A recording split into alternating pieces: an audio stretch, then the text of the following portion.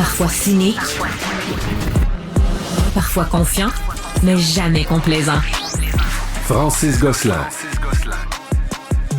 Lundi, vous vous rappellerez, ceux qui étaient à l'écoute, j'ai eu la chance de jaser avec mon ami Max-Émile Sayer qui me parlait d'un sujet qui m'a beaucoup interpellé concernant la musique québécoise en ligne et qui disait que selon une étude qu'il avait consultée, il y avait peu d'écoute de musique québécoise par les Québécois. Il offrait deux interprétations. La première, la musique québécoise est mauvaise, ce qui est plausible. Wow. Ou la musique québécoise n'est pas découvrable, ce qui est une autre hypothèse. Deux mauvaises hypothèses. Fred Bastien est un passionné de musique, lui-même un créateur de contenu musical, oui, pourrait-on dire. On pourrait même dire musicien. Musicien, on aurait le droit. Mon Dieu, mais j'aime ça, créateur de contenu.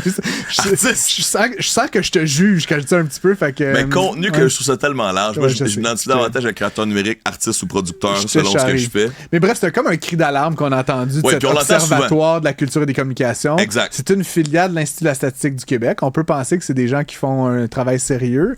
Qu'en est-il, Fred Bastien? Les gens écoutent vraiment aussi peu de musique québécoise en ligne? C'est toujours une question de perspective. Parce que qu'est-ce que la culture et qu'est-ce que la vraie culture québécoise? Okay. Non, mais sans Qui blague. suis-je? Qui sommes-nous? Non, mais c'est très difficile d'avoir des portraits statistiques précis là, de ce que les gens consomment. Tu sais, dans le temps, là, il y avait des magasins, puis on savait exactement combien de disques étaient vendus, puis évidemment, les producteurs québécois qui étaient proches, ben, ils pouvaient utiliser toutes les tactiques possibles pour que la pluport des disques vendus soient des disques québécois. Si on contrôle l'offre, ben on finit par contrôler la demande. On est d'ailleurs dans l'ancien Archambault. Exact. Peut-être qu'il y a déjà eu des rangées ici, Sébastien. Je te confirme que j'ai acheté du punk rock pas loin d'ici. Du punk rock québécois? Oui, Vulgaire Machin, bien sûr.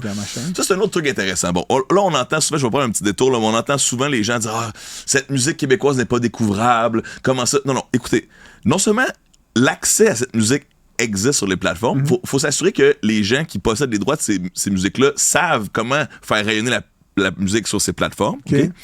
Mais elle est découvrable. Moi, quand j'écoute un album qui est Vulgaire Machin sur la plateforme américaine de votre choix, immédiatement après l'album, il m'envoie une pièce de Rouge Pompier, qui est un autre groupe de punk rock francophone québécois. Mais Spotify, c'est pas américain?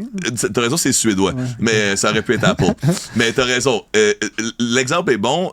Cela dit, hier soir, je suis allé à un festival ici à Montréal. Je suis allé voir... Les francophonies. Exact. La musique francophone. On peut les nommer. Hein, absolument. On peut faire un peu de pub pour le... Mais non, mais c'est les Franco. Allez-y, on est tellement chanceux au Québec d'avoir ça. Si vous avez la chance d'être proche, allez faire un tour. Le français et la chaleur, on le célèbre. Okay? Et c'était comment, les Franco? Mais c'était extraordinaire parce que j'ai vu une rappeuse de la Martinique. Oui, on a un bref extrait d'elle aussi.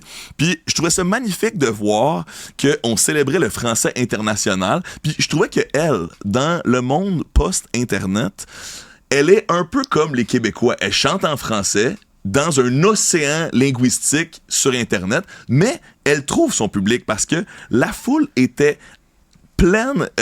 Il y avait des gens qui venaient clairement d'ici, qui étaient nés ici, des gens qui sont venus ici et qui célébraient son héritage. Et est-ce qu'on a un extrait de notre rappers?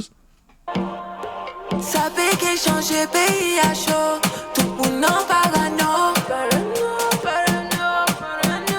Les 38 qui a chanté toute Benissa, plus spécial qui m'a vado. La picouille, mauvais temps, la picouille. Alors, c'était donc. J'attends que le beat drop, là, par exemple. Ça s'en vient. On est au début, mais c'est entier. C'est la Rihanna. C'est la Rihanna française, dans le fond. Tu sais, si on pense aux Antilles, à la Martinique. Mais bref, Meryl, qui, cette pièce-là sur YouTube a 3,3 millions de visionnements. Ah oui, quand même. Oui, pour de la culture francophone d'Amérique. Hier, je suis allé voir Petit Béliveau aussi. Je sais pas ce qu'est Petit Béliveau. Non. C'est un fier Acadien. Puis ça fait réfléchir sur c'est quoi la francophonie et la culture en 2024, parce qu'une de ses chansons les plus connues, c'est Mon truck, Jackie as fuck.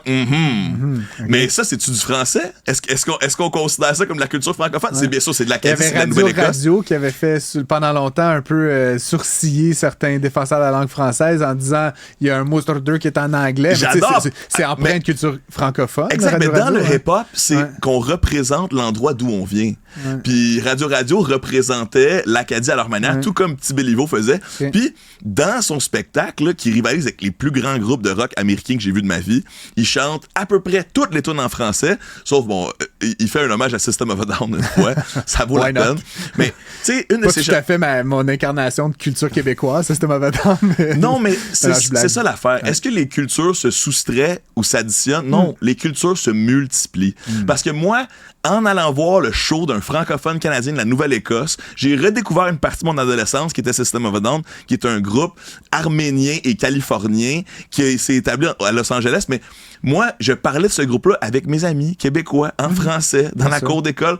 Et hier, j'ai remarqué que j'ai revécu mon français en passant par ce cover de System of a Down, puis ensuite qui m'a amené dans les autres chansons. Bref, je ne pense pas que les cultures se soustraient, je pense qu'elles se multiplient. Et Petit Béliveau fait ce que les artistes hip-hop font, c'est-à-dire ils représentent son coin de pays le plus possible, et je crois que c'est normal qu'on ne parle plus comme Molière.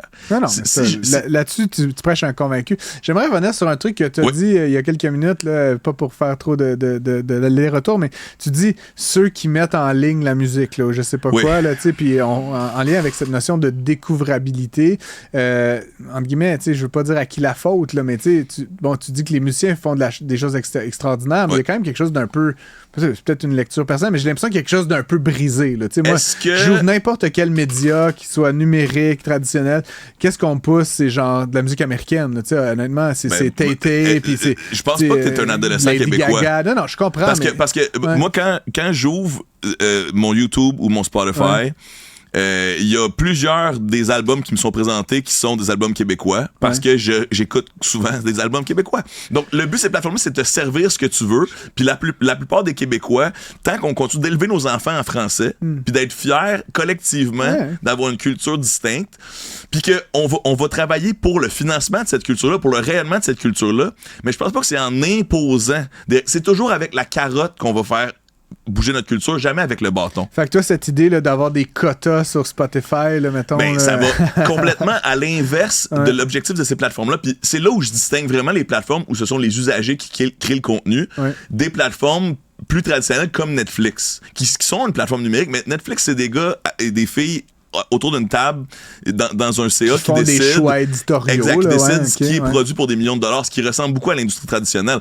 Alors que la meilleure chose des médias sociaux, c'est justement qu'on ne peut pas prévoir quelle sera la nouvelle tendance. Ça vient organiquement d'une communauté. Spotify, c'est quand même plus comme Netflix que comme YouTube. Là, Spotify, c'est quand même des messieurs qui achètent des droits, puis des madames qui achètent des droits. Puis ça, c'est la vieille industrie. Ouais. Moi, je connais Jordan Hébert, J-O-A-R-D-N-N, son nom l'artiste, Jordan, québécois, francophone, des millions de joutes de ses pièces de musique à chaque mois. Il fait présentement une tournée en Chine au moment où on se parle. Okay? Sur Spotify. Oui, sur Spotify et sur maintenant des sites chinois et asiatiques. Là, maintenant, il y a aussi sans doute. Il y a des Spotify asiatiques. Mais mon point est le suivant. Lui, il est parti de sa chambre. Ouais. Puis il a eu un succès sur Internet, puis maintenant il a réussi à engager un manager, puis il a réussi à faire une tournée. Mais ça me ramène à ma question pour toi. Puis tu sais que je connais l'univers des influenceurs, des youtubeurs, quand même mieux que ben des gars de mon âge, mais peut-être pour Pillow Talk et autres. Là, mais quand même, je veux dire,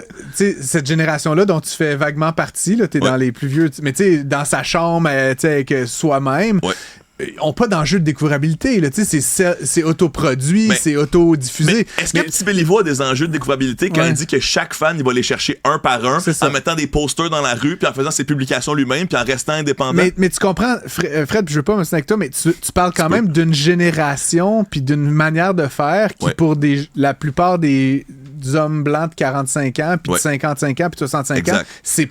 Il y a à ce niveau-là... Des gens qui sont près de leur retraite. Il y a un enjeu de découvrabilité là, tu comprends? Parce que moi, j'écoute pas TikTok avec Petit Béliveau, là, tu comprends? Mais dans ce cas-là, l'enjeu, jamais. C'est de mettre la culture des jeunes sur les vieilles institutions, pas l'inverse.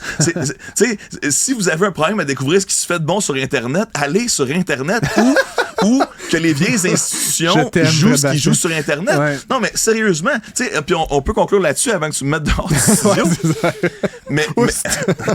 Mais si on voyait ces plateformes-là comme des opportunités et non des menaces, elles sont là pour rester. Donc, assurons-nous que la culture québécoise francophone est sur ces plateformes-là, rayonne sur ces plateformes-là, mais c'est en poussant l'offre et en travaillant ensemble qu'on va le faire, pas en essayant de changer ce qui fonctionne des plateformes où les utilisateurs créent le contenu, c'est-à-dire le fait que justement, personne n'impose de contenu à personne d'autre, c'est juste les individus qui font du contenu pour le monde. Fred Bastien, musicien, créateur de contenu. Il faut absolument que t'écoutes du Petit Béliveau avant qu'on sorte. Mélomane, collectiviste, j'aurais envie de dire.